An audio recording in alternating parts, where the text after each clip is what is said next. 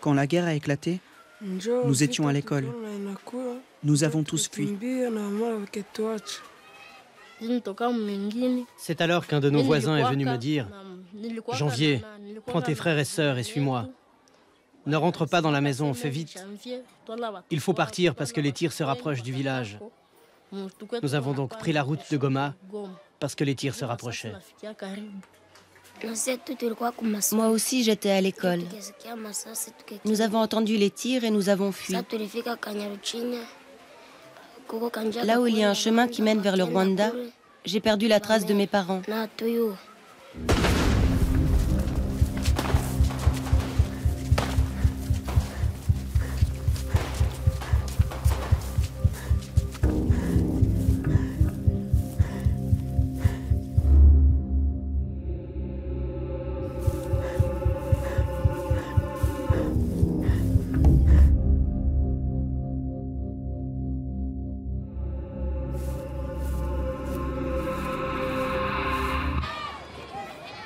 Seuls, désemparés par l'absence de leurs parents, cloués par l'incapacité de les retrouver.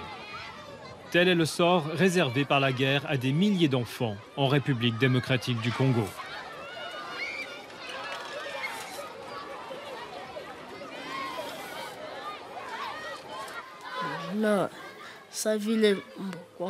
C'est très difficile. Par exemple, tu as ta mère, après vous vous perdez et vous êtes séparés. À ce moment-là, le cœur se déchire.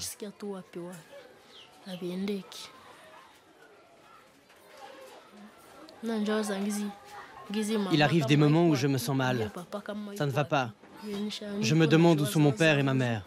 Ça me préoccupe beaucoup parce que j'ai les petits. Et ils me demandent où sont nos parents. Ça me préoccupe beaucoup.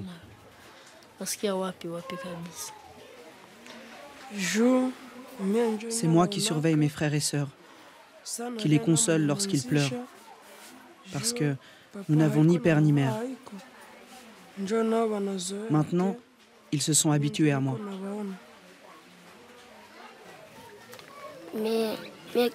C'est moi qui m'occupe d'eux. Quand la nourriture est prête, je leur donne à manger. Lorsque c'est le moment d'aller à l'école, c'est moi qui leur apporte de l'eau pour se laver.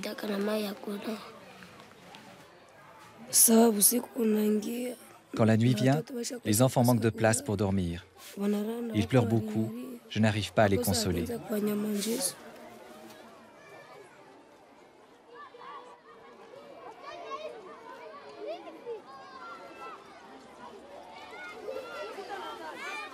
Des enfants à peine adolescents réduits au rôle de père ou de mère. Voilà la conséquence de 15 années de conflit.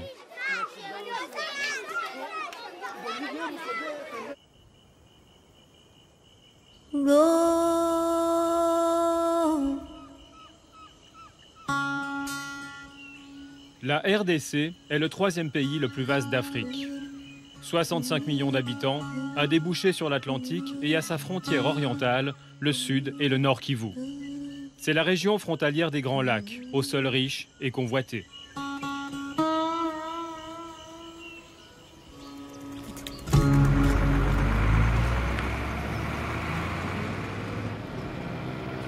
Depuis 1994, les provinces de l'Est ont vécu de multiples périodes de conflits. Cette région est celle qui a connu le plus de victimes depuis la Seconde Guerre mondiale.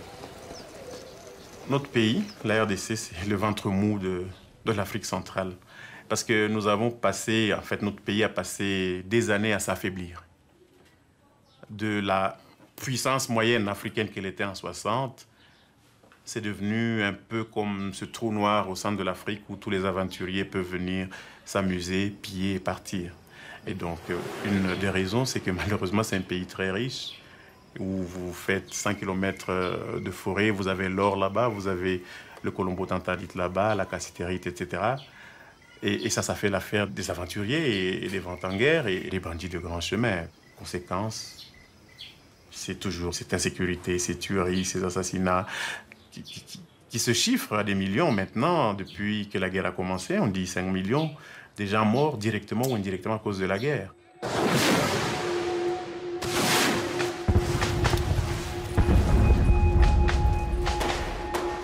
En août et octobre 2008, la guerre a une fois encore provoqué l'éclatement des familles congolaises.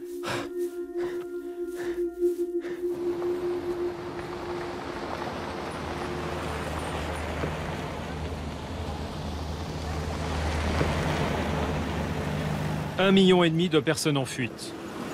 Enfants perdus sur les routes, pères et mères lancés dans des recherches désespérées. Dans l'est de la RDC, la sale histoire se répète. Prise en étau dans les combats, la population est venue s'entasser dans 7 camps de déplacés autour de la ville de Goma.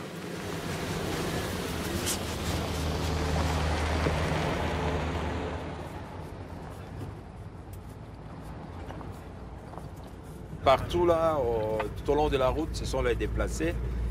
Et en face de nous, c'est en fait les grands camps de Kibati 1. C'est les sites de déplacés qui est vraiment sur la ligne de front, à quelques pas de la ligne de front, et qui a aussi des positions militaires juste à côté.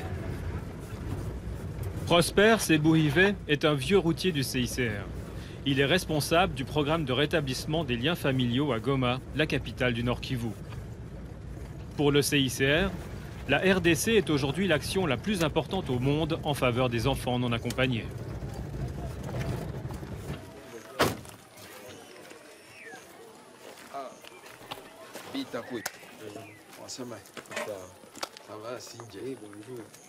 On a des listes des enfants qui se sont perdus en fait des parents et des demandes de recherche qui viennent de pères ou de membres de famille pour retrouver les enfants. Pour des enfants qui ne parviennent pas à donner plus d'informations, qui ne reconnaissent même pas des fois les noms même des parents, on prend les photos, on les affiche dans le site de déplacés et bien sûr des lieux publics où on oriente en fait les recherches. Mais dans le site, on a aussi des informations et déjà là, on a au moins 45, on est arrivé à 45 réunifications familiales en moins de 2 mois. On estime que ça va. Bon, maintenant, nous venons pour Sougabo. Sougabo. Et nous voulons voir, en fait, c'est les grands frères. Hein. Sur la demande, c'est plutôt les grands frères. On veut le voir, lui présenter d'abord la photo. Et comme ça, il peut nous dire si c'est effectivement leur enfant. Et si les grands frères reconnaissent effectivement l'enfant, il va nous donner l'autorisation. Et nous, on va organiser la réunion de famille aujourd'hui même. On va chercher Balthazar, les grands frères de notre ami Sougabo. Balthazar. Balthazar. Hein? Balthazar.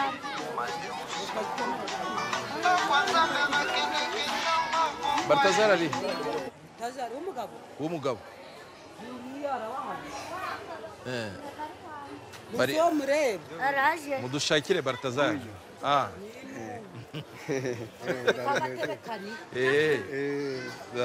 ubwo twe ni umuryango utabara imbabare ndio alors tuko tunatafuta tuangalie kama huu mtoto tulimpata Goma.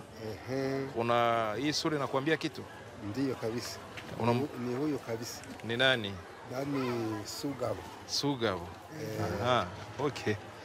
Sasa njoo hivi tulikuwa tunasema uko mkubwa yake au uko baba yake? Hapana. Mimi niko mkubwa yake. Hii foto mtaiweka. Okay. Niwe? Ndio, huyo kabisa. D'accord. Devez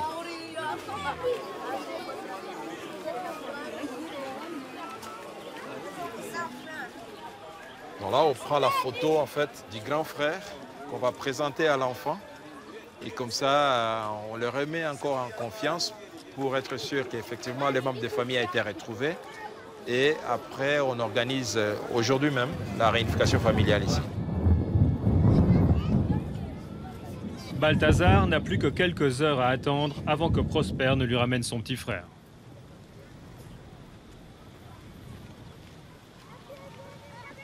L'attente, c'est le quotidien des déplacés.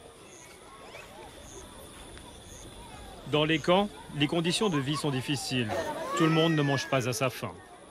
Mais il y a aussi la promiscuité, les problèmes d'hygiène, l'insécurité.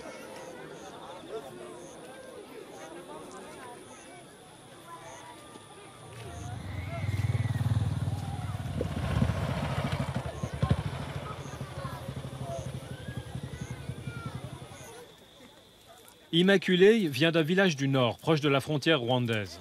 Son mari était cultivateur, il a été tué dans les combats. Elle, par contre, a réussi à se réfugier ici avec 5 de ses 6 enfants. Mais il lui manque son garçon de 17 ans qui a disparu pendant la fuite. Je pense souvent à le chercher, mais je n'ai personne à qui laisser mes autres enfants. Sans parler de l'argent qu'il me faudrait pour y aller et que je n'ai pas. En plus, je ne sais pas où il se trouve.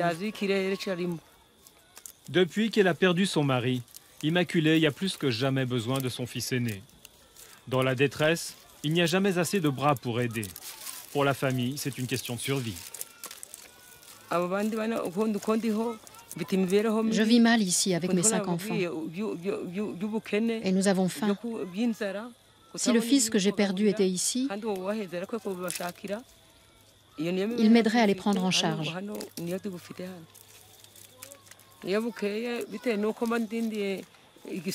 Chaque fois que le jour se lève, j'espère recevoir une réponse. Qu'on me dise qu'on a retrouvé mon enfant vivant.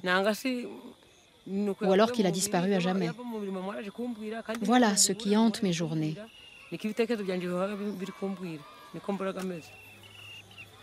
Quand je pense à lui, je suis triste. Triste à en mourir. Dans les camps de déplacés, il y a ceux qui n'y croient plus et ceux qui retrouvent l'espoir. Prosper est allé chercher le petit Sougabo à Goma. L'enfant découvre son nouvel univers. Il va revoir sa famille après 3 mois de séparation.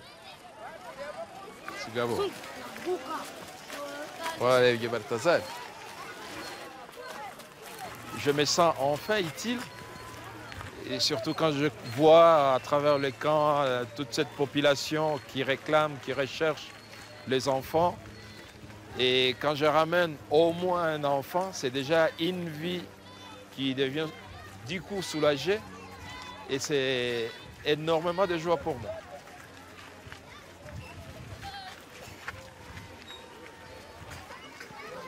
Tunata fika.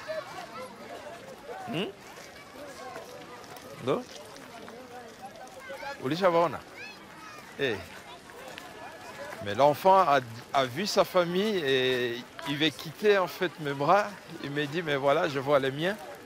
Ah ouais. Pokea basi. Karibu kabisa, karibu. Asante sana. Baltazar. Karibu kabisa.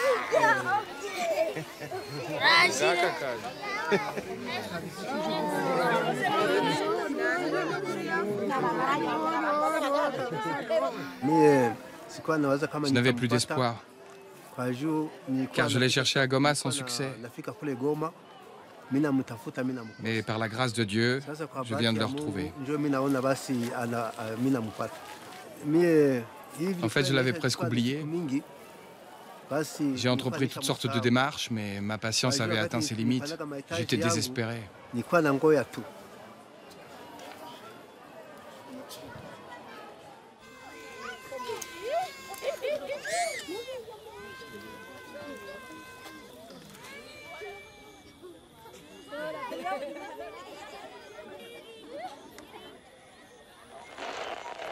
Bulletin de recherche de la Croix-Rouge numéro 10 au 2e division. Hangi Majibu mtoto Mungu anayo umri wa mwaka 16 wa Rugari Ruchuru. Hangi Mipango mtoto Mumi anayo umri wa miaka 13 wa Rugari Ruchuru. Hangi Ushindi Furaha Msika anayo umri wa miaka 9 wa Rugari Ruchuru. Aksanti Ndabateze mtoto Mumi anayo umri wa miaka 13 wa Busanza Ruchuru. Tutaenda kuwasomea majina ya watoto wenye kuwa peke yao bila wazazi wao. Mfano na kompanye Sebiera Rebeka Msika anayo umri wa miaka 7 wa Kibumba Nyiragongo Goma. Iranzi Dieme mtoto mume anaye umri wa miaka 4 wa Busanza Ruchuru. Shukuru Denisa Msika anaye umri wa miaka 10 wa Busanza Ruchuru.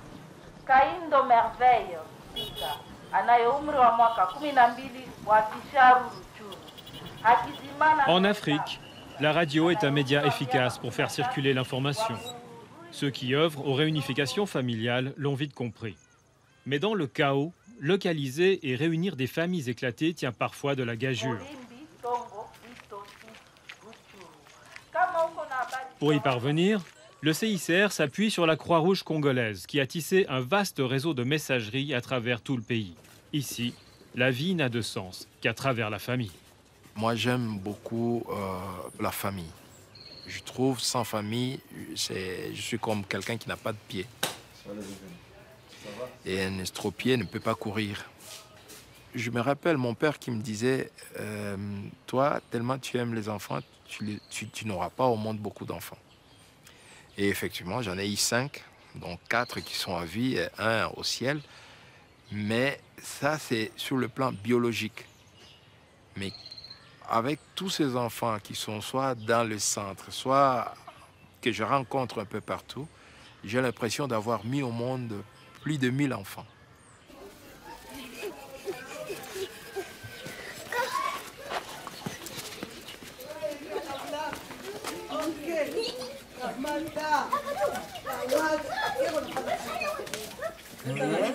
Mais quand les familles ont disparu, le temps est à la solidarité. L'histoire du petit John le montre bien.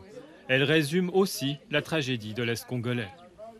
Pendant la guerre, c'était d'usage dans les villages vraiment à l'intérieur du pays. On prenait les familles en bloc, c'est-à-dire tous les habitants qu'on rencontrait là, et les enfermait dans des cases et puis les brûlait. On prenait les gens, on dit voilà, il y a une réunion, entrez là-bas, et brusquement on ferme et puis on brûle. C'est comme ça qu'on faisait. C'est comme ça que John a perdu ses parents? Oui. Toute sa famille? Oui, toute sa famille. Lui, il est sauvé comme ça, miraculeusement. Quelqu'un l'a jeté dehors. Je l'ai amené à l'hôpital. Nous quittons l'hôpital toujours ensemble. Je ne sais où l'amener. Et je n'ai vu personne d'autre pour venir le réclamer ou quoi. C'est ainsi que nous sommes restés ensemble. John a trouvé une famille d'accueil. Dès que le petit s'est remis, Jean Kaloubi l'a emmené à la recherche des siens. Au Congo, les réunifications ne sont pas toujours organisées par les ONG. Souvent, les gens se débrouillent tout seuls. Nous sommes partis jusqu'à Mississi et il a fait au moins 1 mois durant, avec toute la population. Bon, curieusement, tous ont reconnu John. Et tous parlaient de ses parents disparus. Mais le nom, personne ne m'a donné le nom de sa maman, le nom de son papa. Alors on a sondé, demandé s'il y a un proche parent pour qu'il se présente chez nous et qu'on voit ensemble comment on peut toujours aider John. Bon, jusque-là, je n'ai vu personne. Jusque-là, personne. Mais tout le monde dans le village sait qu'il est avec moi. Pour vous, c'était important de l'adopter? Si, c'est très important pour sa dignité et aussi pour l'honneur de notre espèce humaine. Nous sommes différents quand même des animaux, alors cette solidarité doit être partagée.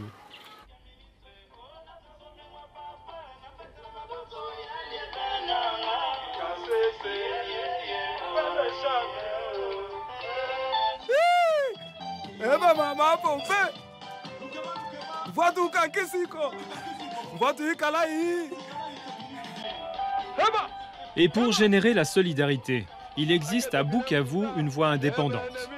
Radio Mendeleo est un média ouvert sur le monde associatif congolais. Ici remontent les histoires vécues par la population. Mais les diffuser n'est pas sans risque.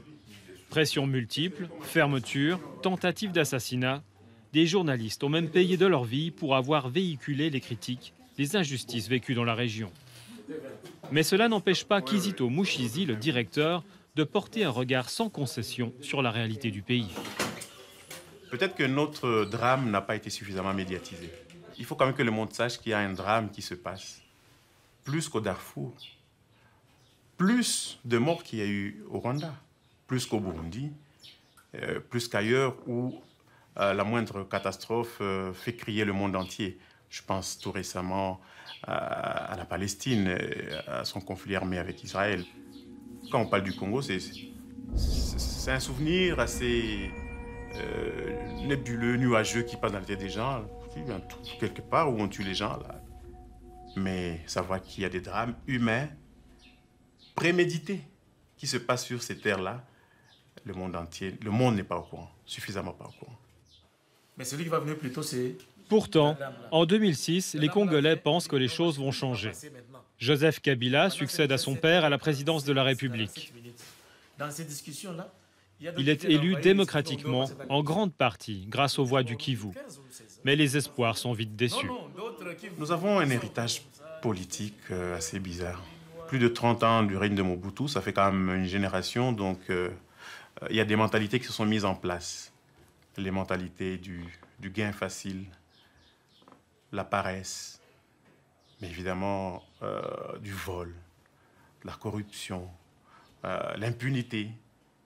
Au contraire, plus vous faites mal, plus vous êtes promu socialement. Ceux qui ont tué hier, ils sont au pouvoir, etc. Donc c'est une culture qui persiste. Et je crois que les populations ont mis énormément d'espoir, peut-être même trop, dans les élections, en espérant que cela allait changer. Vous voyez l'état de notre justice, elle est inerte, elle est corrompue, elle est incapable d'adresser vraiment les questions de justice qui se posent à la société. Vous voyez notre classe politique. La politique dans ce pays, ça veut dire aller s'enrichir le plus vite possible et par tous les moyens. Personne ne s'occupe de la population. Elle est vraiment abandonnée elle-même. Et c'est là que vous lisez cette désespérance, là, ce désespoir, parce que on ne balise pas le chemin, on ne donne pas les orientations, on ne régule pas la société. Et une société qui vit sans régulation et sans guide, bon, elle est abandonnée elle-même, et voilà le désespoir.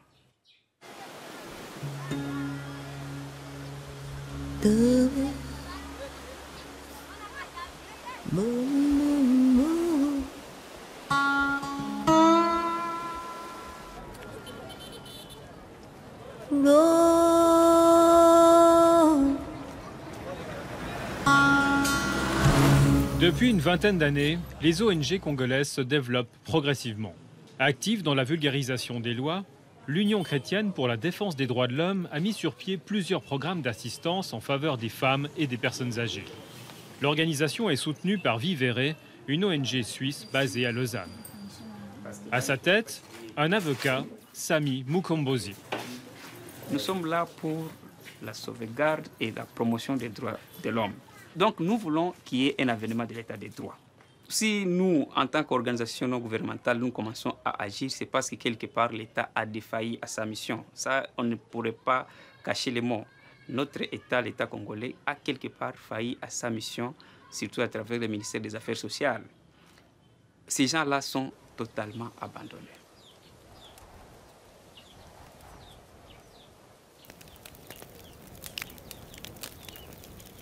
En Afrique, un vieillard ne doit pas rester seul. Dans l'est de la RDC, ils sont pourtant nombreux à se retrouver privés à jamais de leur famille, sans aucun soutien. Avec les personnes âgées, nous les venons en aide, en les assistant en vivre et non vivre, et en produits de première nécessité. On les loge, on les donne des vêtements, et même la prise en charge des soins médicaux.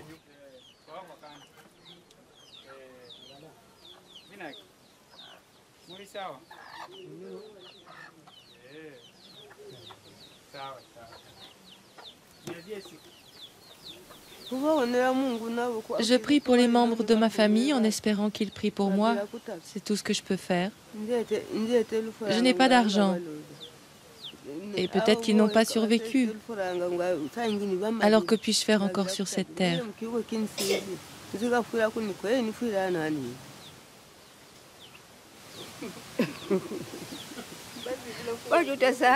Comment pourrait-on les oublier? On n'arrête pas d'y penser, jour et nuit, souvent en pleurant. Le fait d'en parler me rappelle ma famille, tous les miens.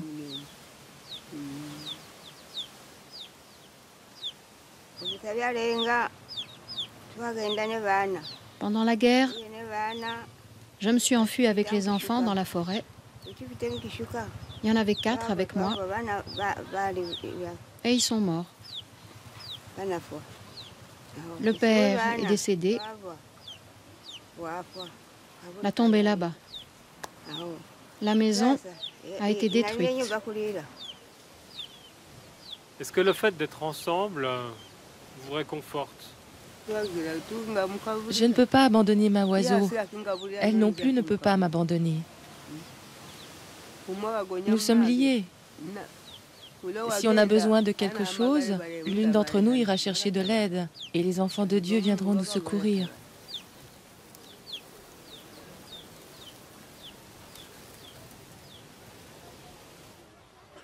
Pépin Tamoulilé est né en 1922. Autrefois enrôlé de force dans la gendarmerie coloniale belge, il doit sa vie à ses réflexes de militaire de carrière. Lors de l'attaque de son village, il a réussi à se camoufler. Mais aujourd'hui, il n'a plus personne, ni plus rien. Qu'est-ce que vous avez préparé aujourd'hui? Moi, j'ai préparé un petit foufou comme ça, un petit boucari. Ah. J'ai mangé déjà un petit boucari. Ah. Ouais. Sinon, la santé, ça va? Ouais. J'entendais toujours l'amour. C'est pas une autre guerre que j'entendais. J'entendais l'amour. Si l'amour arrive, alors moi, je pars. Quand la guerre frappe, il arrive que les familles se recomposent. Recueillir un vieillard chez soi n'est pourtant pas facile. Lorsqu'on est pauvre, une bouche de plus à nourrir ça compte, mais l'entraide est encore possible. J'ai vu qu'elle souffrait beaucoup. Nous nous sommes rencontrés dans la rue. Elle m'a dit, « Maman, regarde-moi. Je ne sais pas où dormir. Je n'ai pas de famille et ne sais pas où aller. Ça me fait mal de voir des vieux comme elle errer à cause de la guerre. Ils n'ont personne pour les aider. Ça me révolte. Lorsqu'on a une vieille personne chez soi, c'est une très bonne chose. Quand j'ai un différend avec mon mari, elle intervient et me conseille. Et je l'écoute. Dans la vie, quand on n'écoute pas les anciens, personne d'autre ne peut vous conseiller. Dans tout le Kivu, les femmes sont les principales victimes de la guerre. Viols, mutilations, meurtres, autant de crimes menant inexorablement à l'éclatement familial. La vie de médiatrice a complètement basculé le jour où des soldats de l'armée congolaise ont fait irruption dans son foyer. Depuis que je suis passée par ce malheur, je ne peux plus voir un uniforme. Parce que ce sont nos militaires qui ont fait que je devienne comme une orpheline et une veuve alors que j'avais une famille. Ils ont été très violents car ils avaient des couteaux, des fusils et des revolvers. L'un a plaqué son fusil sur ma tempe gauche et un autre son pistolet contre mon oreille droite, en me disant que si j'osais crier, ils me tueraient. Ils me sont passés dessus l'un après l'autre et une fois leur travail terminé, m'ont traîné, jeté dans la cour et sont partis.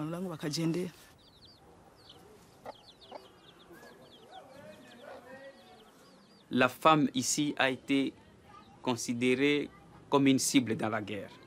C'est-à-dire, c'est elle qui a été la première victime. C'est elle qui a la charge de la famille. Donc, il fallait attaquer la femme et comme ça, on déstabilise tout le monde. Une femme qui a été violée ou bien violentée, tout ça, lorsqu'elle revient souvent ici, elle est rejetée par son mari. Sa réputation au sein de la société est vraiment très, très réduite. Donc, on la considère plaie. Sa dignité est, je dirais, torpillée même. C'est un supplice de tous les jours. C'est pas facile pour une mère de famille de vivre toute seule. Je me sens devenir folle car même une sorcière ne peut être ainsi abandonnée. Tous ceux qui croisent mon chemin se détournent. Même les membres de la famille de mon mari me fuient. Personne ne m'approche. Voilà ce qui est devenu ma vie. Je n'y arrive plus. Je n'arrive même plus à réfléchir.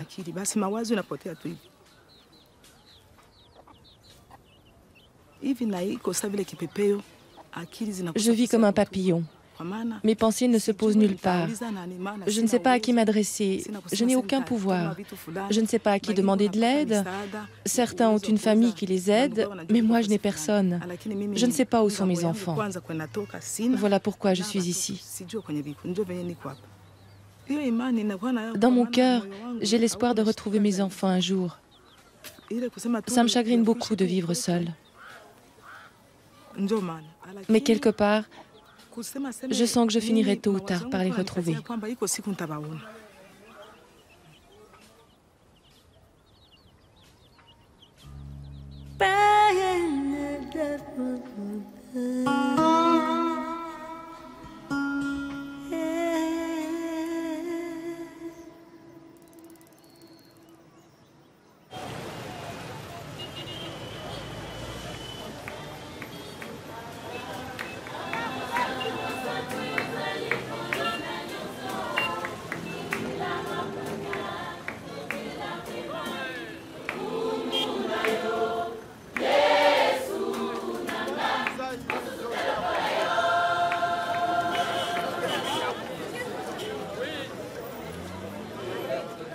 Rufine est au nombre de ces millions de Congolais contraints par la guerre à une interminable séparation. En 1996, Bukavu, la ville où elle réside, est attaquée. Les troupes de Laurent-Désiré Kabila viennent renverser le régime du maréchal Mobutu. Les militaires des deux bords se livrent alors à des exactions contre les habitants. Pour Rufine et sa famille s'engagent 3 semaines de fuite, la peur au ventre. C'était une débandade parce que des coups de balles commençaient déjà à crépiter en désordre. Les gens couraient en désordre, les autres qui tombaient, les autres qui piétinaient, ceux qui tombaient, même les enfants. J'ai vu un enfant qui était mort à cause de... Quand on a piétiné, il était mort. C'était une fille. Les enfants étaient perdus par-ci, par-là. Un enfant qui pleure, les autres qui jettent le bébé. Quand il n'a pas les moyens de les transporter, d'ailleurs, les enfants se perdaient comme ça. Soudain, j'ai jeté le coup d'œil comme ça. Je n'ai plus vu mes enfants ni leur papa. J'ai rencontré un garçon de notre quartier. Je lui ai posé la question. Il me dit que « Ah, j'ai vu vos enfants, mais je n'ai pas vu votre mari. Mais celui qui tenait vos enfants à la main, je crois qu'il a tué ses enfants parce qu'il avait une machette. » Quand il m'a dit ça, en tout cas, je n'étais plus une personne. 2 années passent. Rufine apprend à vivre sans ses filles. Mais un jour, un homme du quartier frappe à sa porte. Le visiteur lui annonce avoir vu ses 4 filles dans la capitale Kinshasa, à 1500 km de là. Rufine reste incrédule jusqu'au jour où elle reçoit une photo. La photo ici, quand je l'ai eu vraiment, j'ai bien regardé, j'ai vu les figures. J'étais comme une folle. En tout cas, ça m'a fait beaucoup de joie. Mais la joie fait vite place à la frustration. Kinshasa, c'est loin et Rufine n'a pas l'argent pour payer le voyage de retour à ses filles. 10 autres années passent, interminables. Et pendant ce temps, dans la capitale, les filles vivent un pénible exil. Elles s'en sortent grâce à l'aide occasionnelle d'un ami de la famille. C'est difficile que les enfants vivent seuls, sans parents, là où on ne connaît personne là-bas. C'était vraiment difficile pour nous, trop difficile. Parce que la plupart des fois, on manquait à manger. Il n'y avait personne pour nous aider et c'était vraiment insupportable. Quand on pense à tout ce qu'on a vécu, comme on était maltraités, comme on vivait dans des malheurs, on pleure toujours. Le jour où on t'a appris que ta mère existait, qu'est-ce que ça t'a fait? Ça m'a donné du chagrin, j'avais beaucoup pleuré. Pourquoi? Parce que je n'avais jamais vu ma mère, même je n'ai jamais vu mon père depuis ma naissance.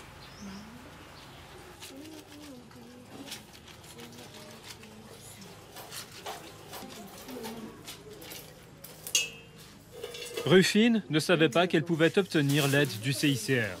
Conseillée par des amis, elle contacte l'organisation qui se charge du rapatriement. Et finalement, vient le jour tant attendu où ses filles arrivent à Bukavu.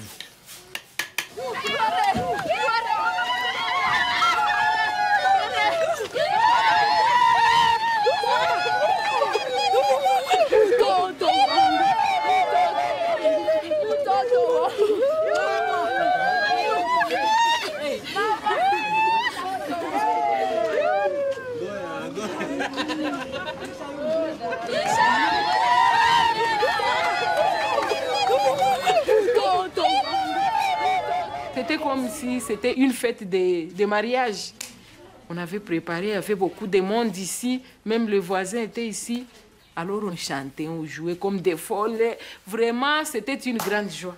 Leur tante a commencé à pleurer, elle s'est jetée par terre en disant que non, non, non, non, en tout cas, ça, c'est pas vrai. Ce sont nos enfants là qui étaient partis, elles étaient encore trop petites. Oui, les gens étaient joyeux, mais nous, on voyait seulement des inconnus. On était contentes avec des inconnus. Et puis, on est parti embrasser une autre maman qui n'était pas notre mère parce qu'on ne la connaît plus. Et puis, on nous a montré notre maman, on était très contentes. Des gens sont venus nous soulever. Donc, les gens pleuraient. En tout cas, pour nous, on n'oubliera jamais ces jours-là. Parce que le 15 septembre, ce n'est pas un jour comme d'autres. Désormais, la vie a repris son cours. Mais 12 ans de séparation, ça ne se rattrape pas.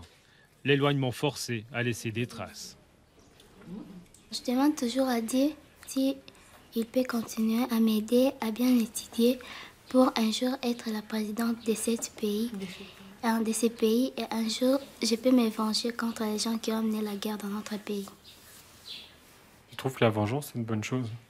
Non, c'est pas une bonne chose, mais eux aussi, ils ont fait des mauvaises choses parce que moi aussi, je dois me venger parce qu'ils nous ont amené la souffrance. Il y a des gens qui meurent. Chaque jour, on entend des choses. À Cagnola, on a massacré. Au Nord Kivu, on a massacré. Alors, moi aussi, je dois me venger pour mon pays.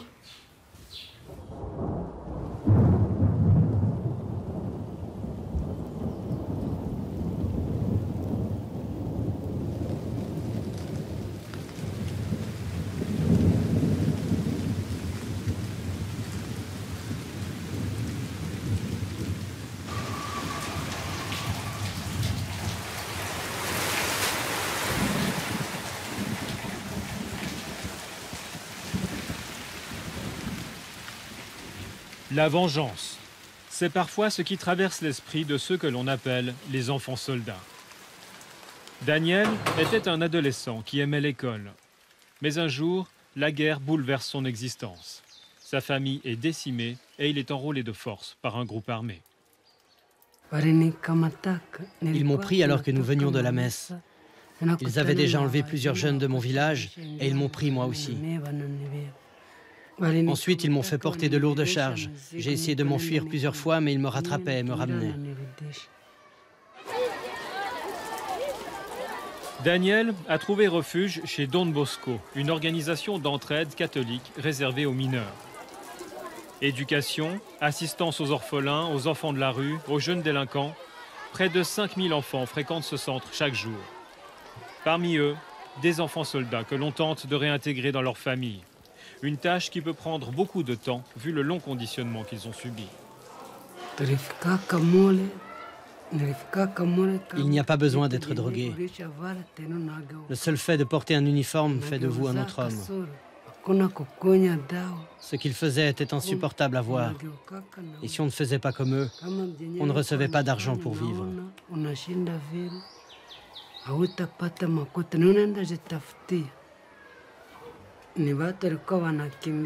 J'ai vu beaucoup de gens fuir et nous en avons pris pas mal. Nous avons attrapé beaucoup de combattants démobilisés. On les tuait et on leur prenait leurs armes. On les découpait à la machette de haut en bas. Et puis on les enterrait. Le fait d'avoir combattu, fait souffrir des civils, détruit des familles, qu'est-ce que ça te fait? J'étais en service commandé. Si on ne tuait pas, ils nous exécutaient.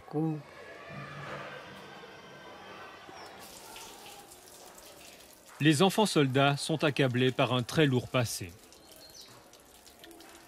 Ils sont souvent rejetés et il n'est parfois pas possible de les réintégrer dans leur famille. Daniel, lui, ne reverra plus ses parents. Ils ont été exécutés. Je pense à eux. Je pense à eux tous. Ça me donne envie de partir d'ici, de fuir et de reprendre les armes. Tu as envie de te venger? Je ne peux pas leur faire du mal. Je ne peux pas me venger. C'est du passé, c'est fini. Je dois prier pour eux.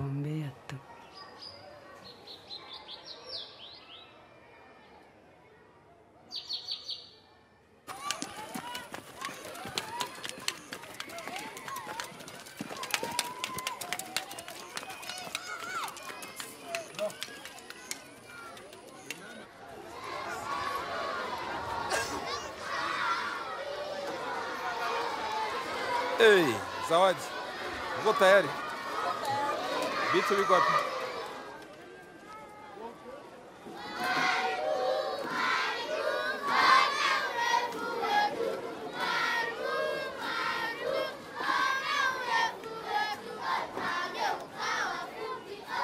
Aujourd'hui, Prosper vient chercher 2 adolescentes pour les ramener chez elle. Zawadi et Olive ont vécu 3 mois difficiles à proximité des camps. Coupées de leur famille, sans aucun moyen de subsistance, elles ont tenu grâce à la solidarité entre déplacés.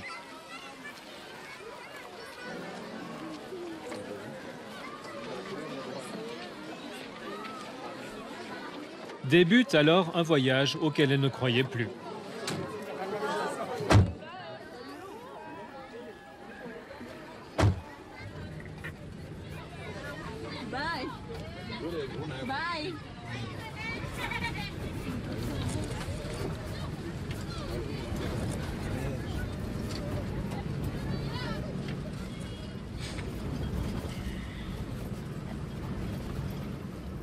C'est dans cette région que les combats ont été le plus durs ces derniers mois. Kibumba, le village des 2 filles, est toutefois considéré comme sûr. Mais la zone à traverser reste délicate. Tout ce qui passe est suspect déjà. Et les tirs peuvent reprendre à n'importe quel moment. C'est pour cela quand on passe, il faut être beaucoup plus prudent et beaucoup plus rapide, quoi.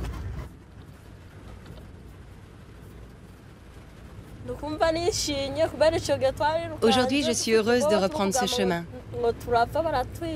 Le jour où on a fui en courant, on pensait qu'on allait nous tuer. Depuis, on n'est plus retourné chez nous. On est parti dans la tristesse car on était seuls, sans la famille. On avait peur, on craignait de mourir. Aujourd'hui, nous remercions Dieu de rentrer par le même chemin. Golf Oscar mobile 5D4. Oui, Golf Oscar mobile 5D4, bien arrivé à Kibumba.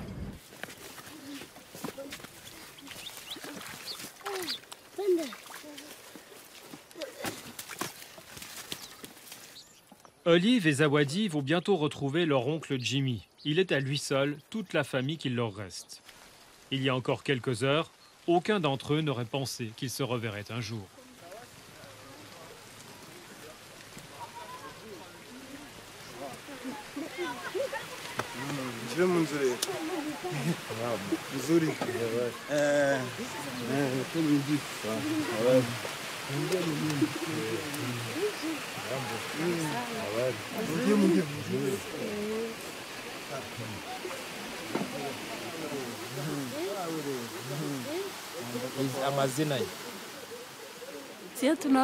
On est heureuse de le revoir parce qu'il s'est toujours occupé de nous. Quand nous avions faim, il nous donnait à manger. Qu'est-ce qui va se passer pour vous maintenant?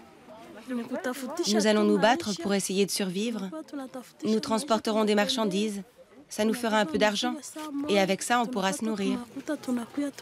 Nous ne pouvons pas aller à l'école parce que nous n'avons personne pour nous soutenir. Nous nous débrouillons toutes seules. Sauf quand Jimmy trouve de quoi manger. Là, il nous aide, lui et sa femme.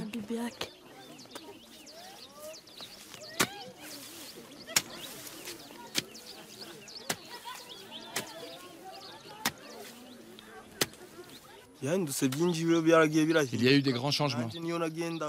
À mon retour du Rwanda, j'ai constaté qu'on avait tout volé dans la maison. Je dois tout recommencer à zéro.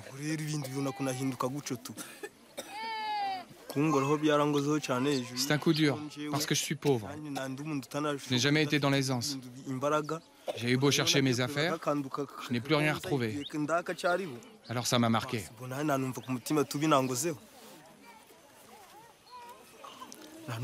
Maintenant, j'utilise ma houe. Je retravaille dans mes champs, mais si la guerre s'arrêtait, tout irait mieux.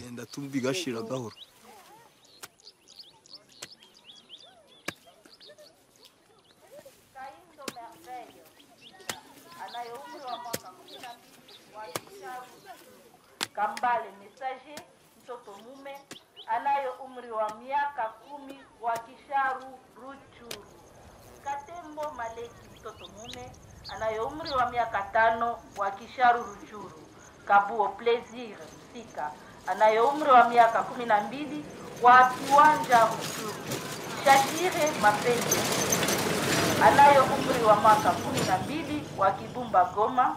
Matata Eric, mtoto mume anayo umri wa miaka 8 wa Kibumba Goma.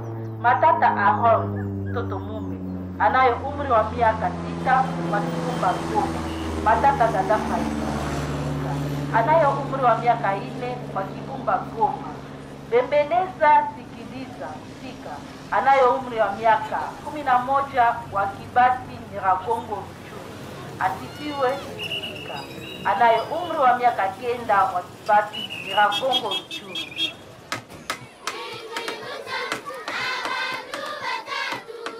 Les avis de recherche n'aboutissent pas tous.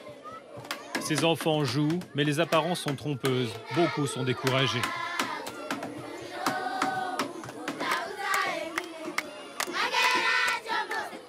Qui est orphelin? Qui ne l'est pas? Un questionnement quotidien et douloureux. Dans ce centre d'accueil, sorte de port d'attache pour les enfants égarés, on les occupe le mieux possible afin qu'ils évitent d'y penser. Car pour environ la moitié d'entre eux, leurs parents sont désormais parmi les disparus du Kivu. La Croix-Rouge nous a aidés en diffusant les messages à la radio. Certains ont retrouvé leurs parents à travers ces messages, mais pas moi. Je me demande pourquoi je vis encore. J'ai parfois envie de mourir, parce que je n'ai plus de maman ni de papa.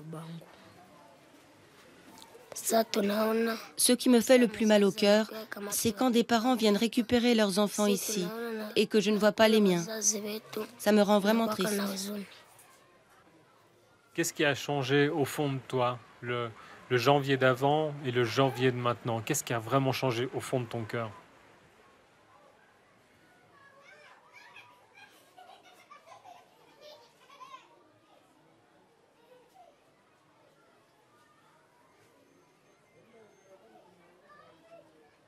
J'ai souvent tendance à dire que c'est des souffrances injustes, que ces populations méritent bien mieux.